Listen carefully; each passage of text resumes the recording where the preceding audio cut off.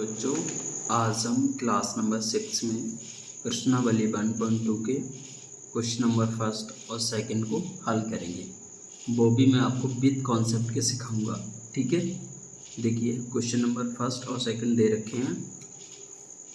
इसमें ये question number first है, क्या है? सिद्ध कीजिए कि √5 एक अपरिमेय संख्या है। अब देखिए इसका हम करेंगे सॉल्यूशन। तो जो अपरिमेय संख्या है हम इसको क्या मान के चलेंगे? परिमेय संख्या के रूप में। माना कि P/Q एक परिमेय संख्या है। जो परिमेय संख्या होती है वो P/Q के रूप में होती है, और इसी संख्या को जो अपरिमेय है इसी को हम क्या मान के चल रहे हैं? परिमेय। परिमेय संख्या के कुछ गुण होते हैं, जहाँ Q बराबर 0 नहीं होना चाहिए, और एक चीज़ और होती है, जो P और Q जो बटे में होते हैं, P, Q का जो HCF बोलेंगे, या फिर बोल सकते हैं आप मासा, कितना होना चाहिए? 1। ये शर्त होती है परिमेय संख्या की। वो संख्या P/Q के रूप में होगी और नीचे 0 नहीं होना चाहिए। और हम P और Q का अगर मासा या फिर HCF निकालेंगे, कितना आएगा? 1। तो हम कह देंगे वो संख्या परिमेय है। अभी इसी √5 को हम परिमेय संख्या मान के चल रहे हैं। समझिए एग्जाम्पल से परिमेय संख्या क्या होती है। जैसे देखिए मैं लिखता हूँ आपके सामने 2/5। ठीक है, P/Q देखिए बटे के रूप में है, P ऊपर हो जाएगा, Q नीचे हो जाएगा। जहाँ Q बराबर 0 नहीं है, देखिए नहीं है, और P और Q का HCF कितना होना चाहिए? 1। अब देखिए 2 के गुणनखंड क्या हो सकते हैं? 2 गुणा 1 लिख सकते हैं। 5 के क्या हो सकते हैं? 5 गुणा 1, और तो कोई हो नहीं सकते हैं। और देखिए मासा क्या होता है? जो दोनों में कॉमन, तो इसका HCF कितना आया? 1। तो कह सकते हैं 2/5 एक परिमेय संख्या है। आगे और समझिए, जैसे मैं कहूँ 2/0। अब देखिए P/Q के रूप में तो है, पर यहाँ देखिए Q बराबर नीचे गया 0, पर होना नहीं चाहिए। तो अब तो ये संख्या परिमेय नहीं होगी। क्यों नहीं होगी? 0 का भाग अगर 2 में देंगे तो क्या आएगा?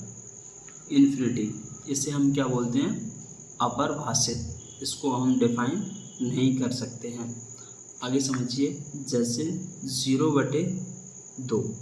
अगर ऊपर 0 है नीचे 0 नहीं है, तो ऊपर तो हो सकता है ना, ऊपर तो कोई भी पूर्णांक हो सकता है, नीचे नहीं हो सकता। तो कहने का मतलब अगर हम 2 का भाग 0 में देखें तो क्या आएगा? 0। तो कह सकते हैं कि 0 एक परिमेय संख्या है। देखिए 0 नीचे नहीं है, ऊपर। अब इसका निकालिए मासा, देखिए 1 आएगा या नहीं आएगा? 0 को फैक्टर क्या कर सकते हैं? 0 गुणा 1 लिखेंगे। 0 का गुणा 1 में करें तब भी 0 आ जाएगा। 2 को क्या लिख सकते हैं? 2 गुणा 1। अब देखिए दोनों में कॉमन क्या होगा? 1। तो इसका HCF कितना हो जाएगा? 1। तो समझ गए आप कि 0 भी एक ऐसी संख्या है, परिमेय संख्या। 0/2 के रूप में लिखा जा सकता है, पर आप क्या 0 नीचे नहीं ले सकते। तो ये कैसी संख्या हो जाएगी? अपरिभाषित, जिसे आप डिफाइन नहीं कर सकते। समझ गए यहाँ तक? अब समझिए इसको हल करेंगे। तब देखिए P/Q बराबर, अब इसको हमने क्या माना है? परिमेय संख्या के रूप में। तो P/Q परिमेय है, इसको √5 क्या करेंगे? बराबर रख देंगे, क्योंकि ये भी अभी हम क्या मान के चल रहे हैं? √5 एक परिमेय संख्या है।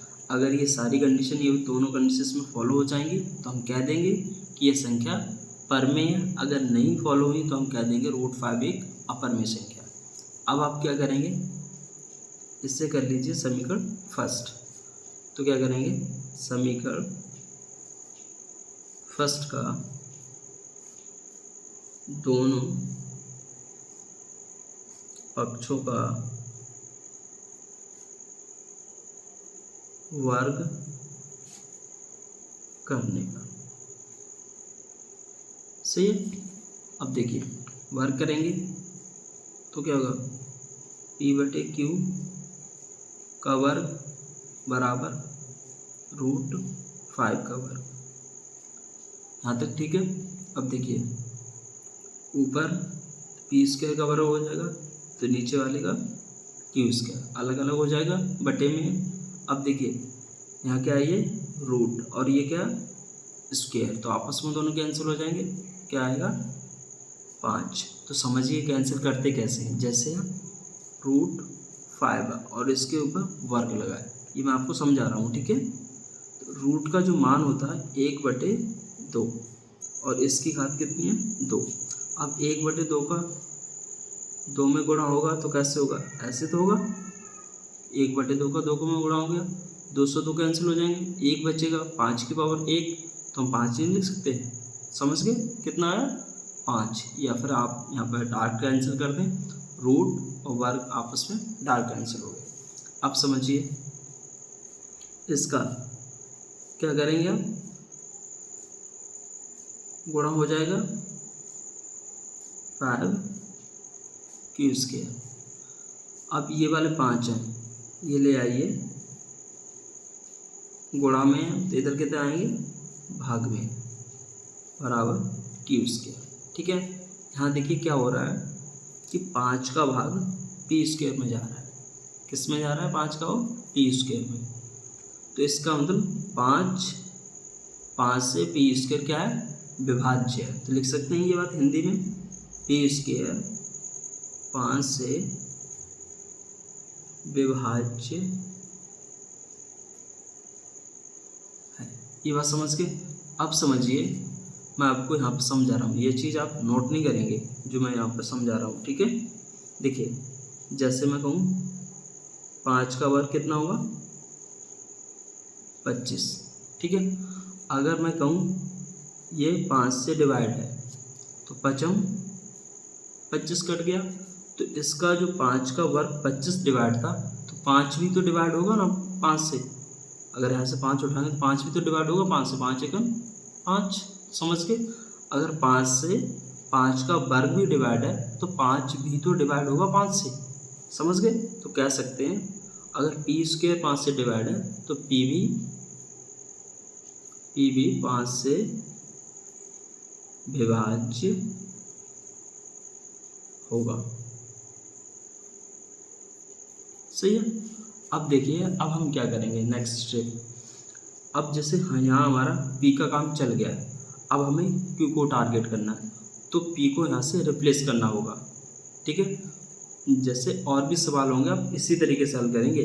तो आपको क्या करना होगा, P बराबर 5C। क्यों माना मैंने, क्योंकि P है वो 5 का गुणनखंड है। जब कोई संख्या 5 से डिवाइड है तो वो गुणनखंड भी तो होगी। जैसे समझिए जैसे 25 5 से डिवाइड है तो ये 5 गुणा 5 होगा बटे 5, तो 5 एकम 5, जब ही तो ये 5 से डिवाइड हुआ, इसमें 5 थे, तो समझ आ गया। तो कहने का मतलब अगर 5 से P² डिवाइड है तो कहने का मतलब P 5 का गुणनखंड होगा। तो मान सकता हूँ P बराबर 5C। तो लिख लीजिए माना कि P बराबर 5C। अब आप क्या करेंगे, P बराबर 5C यहाँ पर रख देंगे P² की जगह, तो इसे समीकरण नंबर 2 मान लो। तो समीकरण 2 में P बराबर 5C रखने पर अब हम रख रहे हैं, तो देखिए यहाँ रखेंगे कितना हो जाएगा 5C, और वर्ग है तो मैंने वर्ग कर दिया, बटे 5 है तो 5 बराबर Q²। ठीक है। अब देखिए इसका करेंगे तो 5 25 और C का करेंगे तो C² बटे 5 बराबर Q²। यहाँ तक ठीक है। अब देखिए 5 25 तो कितना बचा 5 सी स्क्वायर बराबर क्यू स्क्वायर। अगर हम सी स्क्वायर बराबर निकालेंगे, ये गुणा में तो इसके भाग में आ जाएगा, क्यू स्क्वायर बटे 5। इसका मतलब क्या है, 5 से क्यू स्क्वायर विभाज्य, 5 से क्या है, क्यू स्क्वायर विभाज्य। तो ये बात हम लिख सकते हैं कि क्यू स्क्वायर 5 से विभाज्य है। ये बात सही है। जब क्यू स्क्वायर विभाज्य है तो क्यू भी तो 5 से विभाज्य होगा, जिस तरह अभी मैंने आपको पी वाला टॉपिक समझाया था। तो क्यू भी 5 से विभाज्य होगा। ठीक है, अब देखिए पी है वो भी 5 से विभाज्य है, और क्यू है वो भी 5 से विभाज्य है। पी है वो भी 5 से है, क्यू भी 5 से है। समझिए यहाँ पर अगर ये 5 से विभाज्य ये भी है, ये भी 5 से विभाज्य है, तो दोनों 5 के गुणनखंड नहीं होंगे। समझ गए ना। तो ये किसका, तो 5 का गुणनखंड पी है, क्यू का भी 5 गुणनखंड है। अगर मैं इसका, तो इसके गुणनखंड क्या कर सकते हैं, और आप 5 गुणा 1, इसके क्या कर सकते हैं, 5 गुणा 1, ये तो लिख सकते हैं ना। क्योंकि 5 से पी भी विभाज्य है, 5 से क्यू भी विभाज्य है, तो 5 का गुणनखंड पी भी होगा, 5 का गुणनखंड क्यू का भी होगा। तो अगर मैं इनके गुणनखंड करूँगा तो 5 गुणा 1, 5 गुणा, अगर कॉमन ढूंढूंगा तो 1 भी कॉमन है, 5 भी कॉमन है। तो इनका अगर एचसीएफ देखूंगा तो कितना आ जाएगा, 5 गुणा 1 कॉमन तो 1 लिख दिया, 5 कॉमन तो 5, 5 एकम 5। तो इन दोनों का एचसीएफ कितना आया, 5। ये लाइन आप लिखना है मत, क्योंकि ये मैंने आपको समझाई है। तो ठीक है, अब इसी चीज़ को हिंदी में लिख दीजिए, पी कोमा क्यू का जो मासा या फिर एचसीएफ कितना निकला, 5 निकला। और जबकि उस शर्त के अनुसार होना कितना चाहिए था, 1 होना चाहिए था ना। और जबकि इसमें मासा निकले कितना, 5, तो इसका मतलब जो चीज़ हमने मानी वो गलत सिद्ध हुई ना। तो हम कह सकते हैं कि हमारी मानी गई अब धारणा गलत सिद्ध हुई। आता है रूट 5 एक अपरिमेय संख्या है। यहाँ तक आप हो गया आपका आंसर। ठीक है, अब हम सेकंड सवाल करेंगे। क्वेश्चन नंबर सेकंड क्या है, सिद्ध कीजिए कि 3 + 2 × रूट 5 एक अपरिमेय संख्या है। ठीक है, तो सबसे पहले आप क्या करेंगे, सॉल्यूशन में जो पहले वाले में लैंग्वेज लिखी सेम इसमें लिखेंगे। माना कि P/Q एक परिमेय संख्या, क्या लिखेंगे, परिमेय संख्या है, जहाँ Q बराबर 0 नहीं होना चाहिए। ठीक है, Q बराबर 0 नहीं होगा, तब जो P, Q का जो एचसीएफ होगा कितना होगा, 1। सही है। अब देखिए, इसको जो अपरिमेय संख्या दे रखी है, इसको मैंने मान लिया P/Q के रूप में परिमेय संख्या। तो क्या करेंगे, इस मान को इसके बराबर रख देंगे, तब P/Q बराबर 3 + 2 × रूट 5। सही है। अब देखिए, ये प्लस से 3 संख्या है, 3 है, आप इसे बराबर से इधर ले आएंगे अब इसमें, तो -3 हो जाएगा, बराबर कितना बचेगा 2√5। सही है। अब इसमें देखिए ये गुणा में है, तो बराबर से इधर लाएंगे तो कैसे आएगा, बटे में, बराबर कितना बचेगा √5। ठीक है, यहाँ तक समझ गए।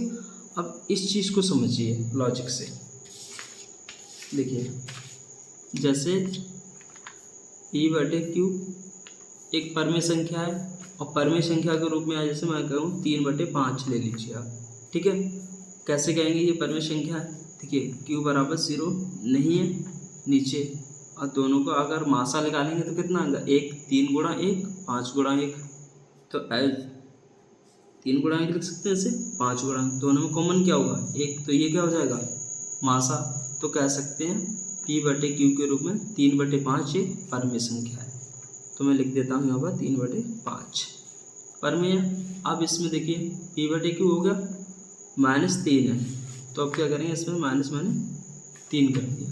अब देखिए बटे हैं नीचे 2, ये बटे हैं 2, तो 1/2 कर दिया। अब समझिए 5 दिया 15, 3 - 15/5/2। सही, 15 में से 3 जाए कितना हो जाएगा 12/5 और बटे 2। सही है। अब समझिए इस 2 का गुणा किस में होगा, या इस 5 का गुणा किस में होगा। जैसे A/B, इसके बटे भी C/D है, ऐसे ये तो बटे में थे ही ऊपर, ठीक है ना, उसके बटे 2 है। तो जब इस तरीके से फॉर्म बनेगी तो ये बीच वाले का गुणा होगा, गुणा करके आप नीचे लिखेंगे, ऊपर नीचे का गुणा करके आप ऊपर लिखेंगे। सही है यहाँ तक। आप समझिए ऊपर A/B ऊपर है जबकि नीचे नहीं है, तो बना लेते हैं हम, 1 से भाग करेंगे, 2 में तो कोई फर्क पड़ेगा नहीं, बन भी गया। देखिए अब आप क्या करेंगे, बीच वाले का गुणा करेंगे, ऊपर नीचे का गुणा करेंगे। सही है, समझ गए।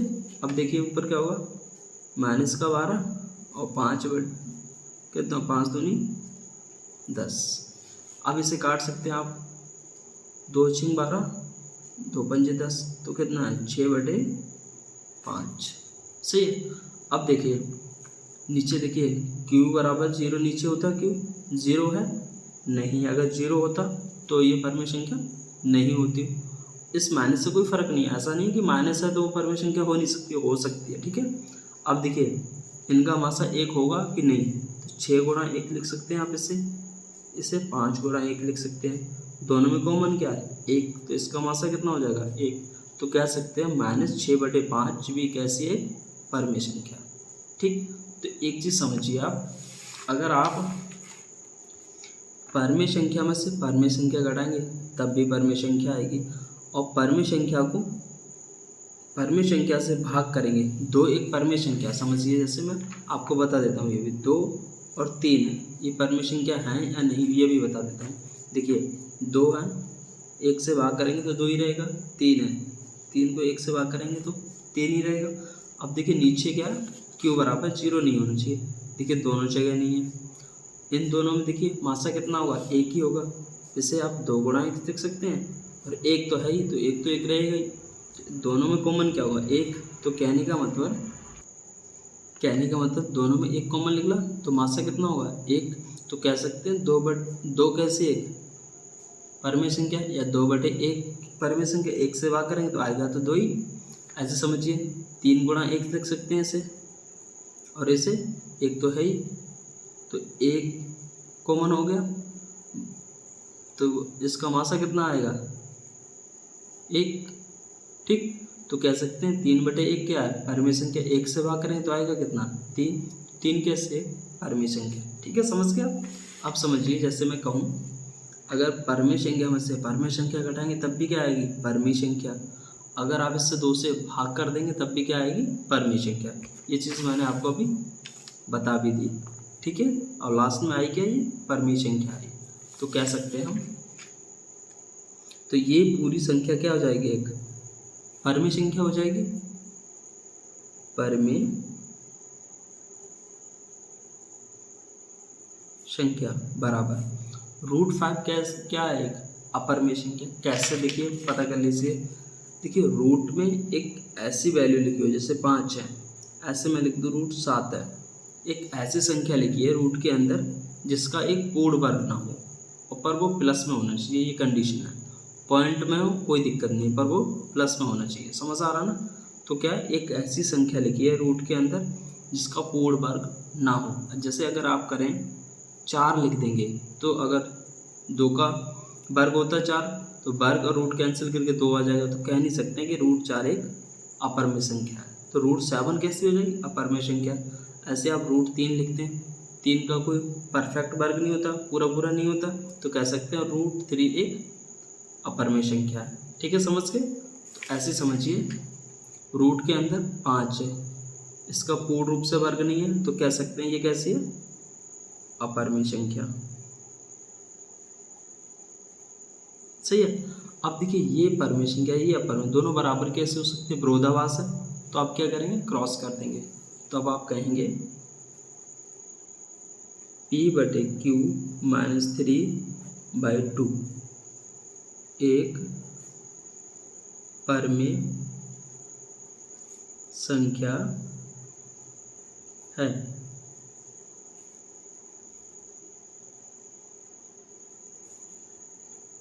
तथा √5 एक अपरमेय संख्या है। अतः विरोधाभास है।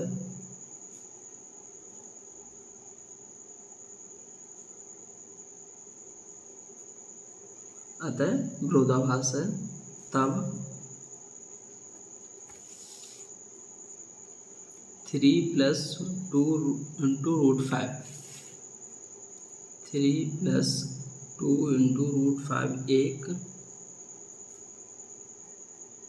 अपरमेय संख्या है। देखिए आपके मन में एक डाउट आ रहा होगा, जैसे कि अगर इसमें 200 गुणा हो रहा है अपरमेय संख्या में, 3 जुड़ रही है, तो ये क्या अपरमेय संख्या रहेगी कि नहीं। देखिए जैसे √5 है, अगर ये इसका मान कुछ लिख लेगा, ये अपरमेय संख्या होगी। अगर मैं इसमें 200 गुणा भी कर दूंगा तो रहेगी क्या, ये अपरमेय ही संख्या रहेगी।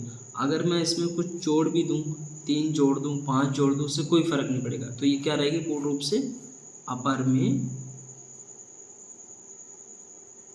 संख्या। ठीक है, समझ गए। अगर √5 एक अपरमेय संख्या है, चाहे इसमें आप गुणा करें या आप इसमें भाग करें या फिर आप इसमें जोड़ें, तो ये रहेगी क्या, एक अपरमेय संख्या। ठीक है, तो ये सवाल आपका हल हो गया सेकेंड। नेक्स्ट वीडियो में आगे के सवाल हल करेंगे।